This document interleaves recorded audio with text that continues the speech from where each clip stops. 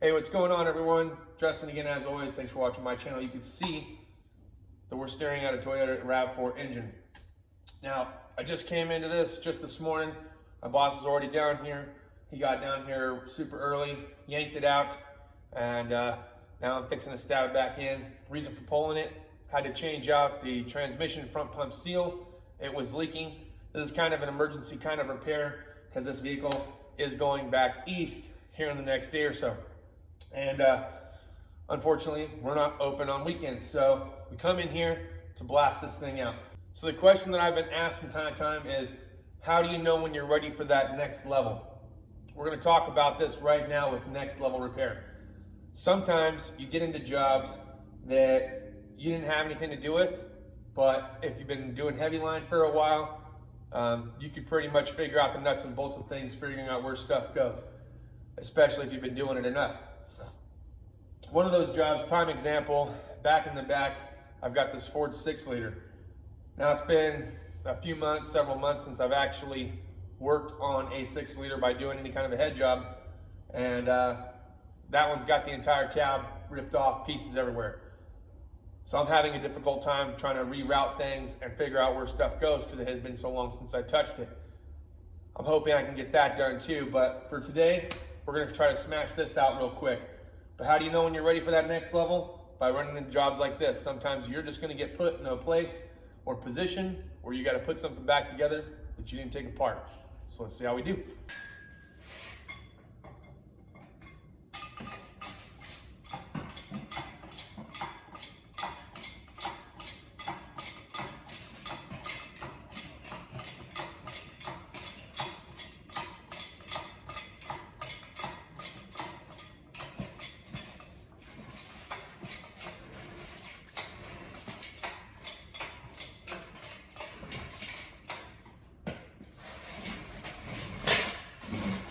Try to position it before you stab it.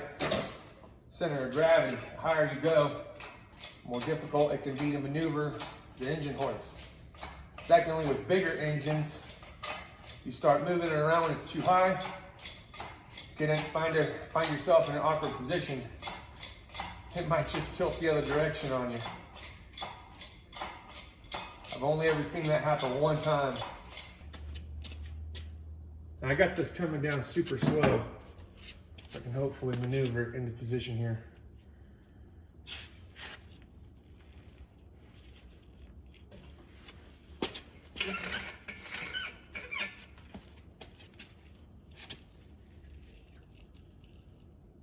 Tricky. I gotta watch the ABS unit as I'm lowering this down. I've already kind of got it in position. I had to use the pry bar a little bit to kind of get the flywheel to tuck in between the trans. The trans is still mounted, so I couldn't get it to come up very much, but how to do this solo mio, take your little fancy special tool here, you crack the hoist loose. It's where it starts to slowly lower it down, right? We did that earlier.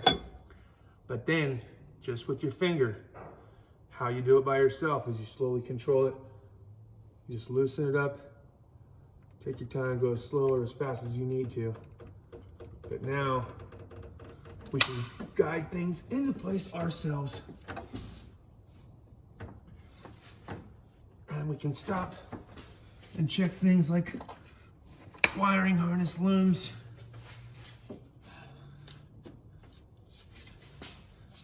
Okay. See what I mean?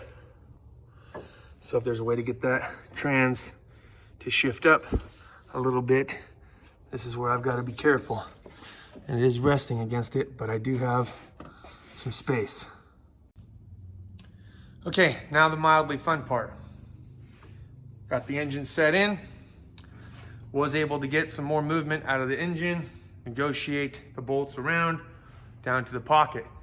Now I'm gonna have to grab and twist the engine to set the dowel pin.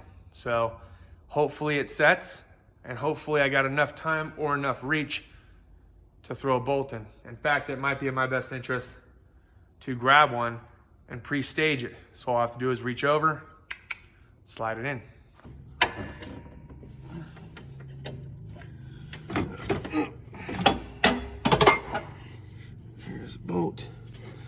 easiest one I'm going to be able to get to is right down here in the corner.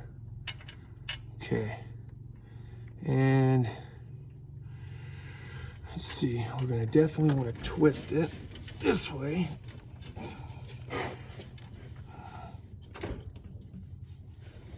Let's see here. Get a good angle and visual what I got going on.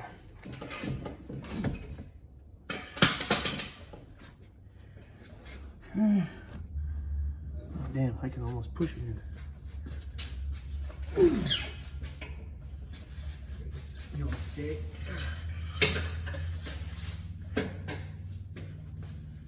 Alright. Let's see here.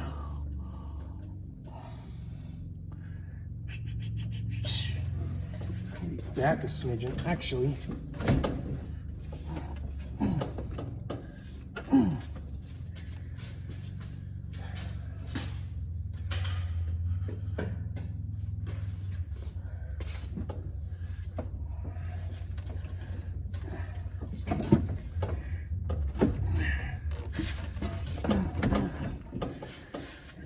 Up.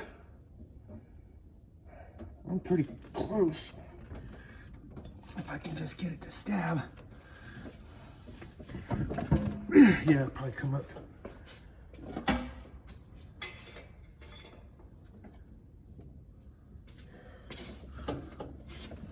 Yeah.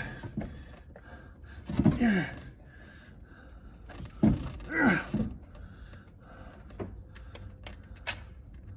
Super close. See, now I feel like I gotta come down a little.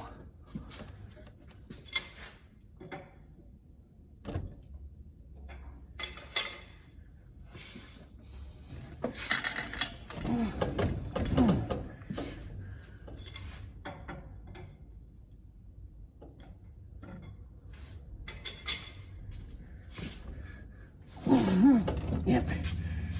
Just couldn't have got it. There we go.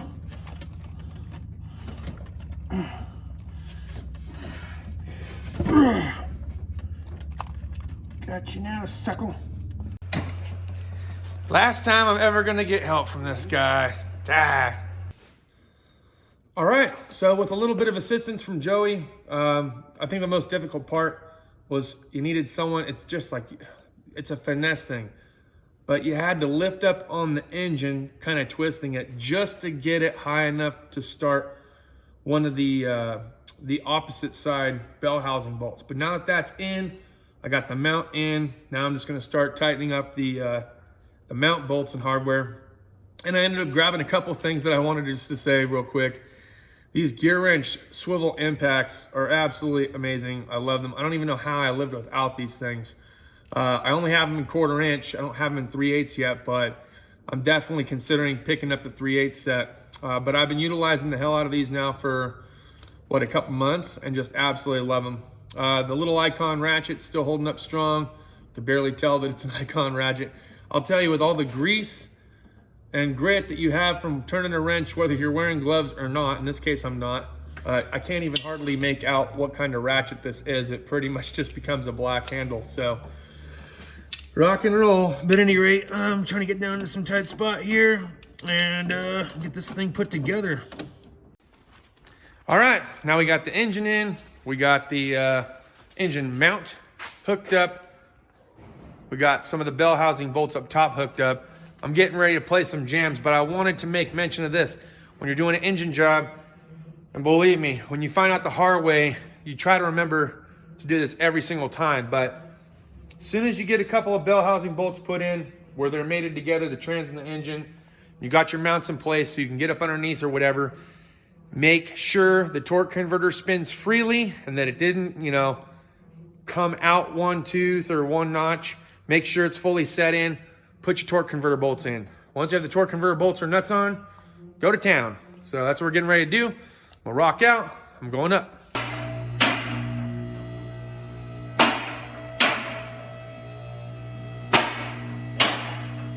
So I'm gonna give you a quick mechanic tip for the day, and then we'll dive into our video. Just got done pretty much wrapping up this engine job, for the exception of a couple of bolts that I'm gonna have my boss go through and do. and the CV axle, which still has to get stabbed in. But I got it back in and all together pretty much for the most part, and fluids in. But here's the mechanical tip for the day. When you get done doing a major repair, or anytime you open the cooling system, it's always a good idea to pressure test the cooling system. Couple reasons why. It's gonna force all the air through the entire system, and then when you release the pressure, that's gonna come out. That's the theory. Second, it gives you an opportunity to make sure that there is no leaks on any of the hoses that you might have taken off, or no new leaks on any of the other hoses that you might have had to manipulate in the process. So always make sure you pressure test when you're done. You can use a Venturi bleeder, but it provides a vacuum. It's not actually putting pressure on the system. So if you were to use the Venturi bleeder, you still want to pressure test afterwards, because it's suck and blow, man. That's pretty much it. I didn't want to come out too dirty, but realistically, you're pulling in a vacuum with the Venturi. So it's going to collapse itself down and around the areas. So it might hold a vacuum, no problem, but will it hold pressure? Because now it's pushing and forcing pressure throughout the system, and that's when leaks occur. All right, let's dive on back to the house. What's going on, everyone? Justin again, as always. Thanks for watching my channel. Welcome back. So you got a chance to see me in action at the shop dropping this engine in. We were talking about trying to pick up where somebody else left off. Not always the easiest of tasks, okay? You might be somewhat familiar with that particular vehicle and the fasteners that are associated with that vehicle. Nobody's gonna be actually 100% proficient without some guesswork and some multiple, putting things in, taking things out just to see if it fits. Unless you're a dealer tech. Most dealer techs that have been doing heavy line for a while, or repairs on the same vehicles for a while, you can look at a pile of bolts and know which ones are head bolts, which ones are for valve covers, which ones are for intakes and exhaust, and which studs go where, and you've seen enough of it to where you can just fly right through it. What you'll learn on the independent side is that you don't always have a special tool available, and you kind of learn some of the quirks and kinks of being able to actually figure out how to put it back together or take it apart without having those special tools. Now that doesn't always work, and sometimes you just got to bite the bullet, jump on Amazon or eBay or whatever, buy that special tool and get it done, son. It's just the way that it goes. But for instances like this, I'm sure the question you guys are all wondering right now is how many bolts or fasteners were left. There was probably about a half a dozen. I did reach out to my boss who had taken it apart, and I said, here's the pictures, took pictures of the stuff that was left, and said I'm just not too sure which ones go where.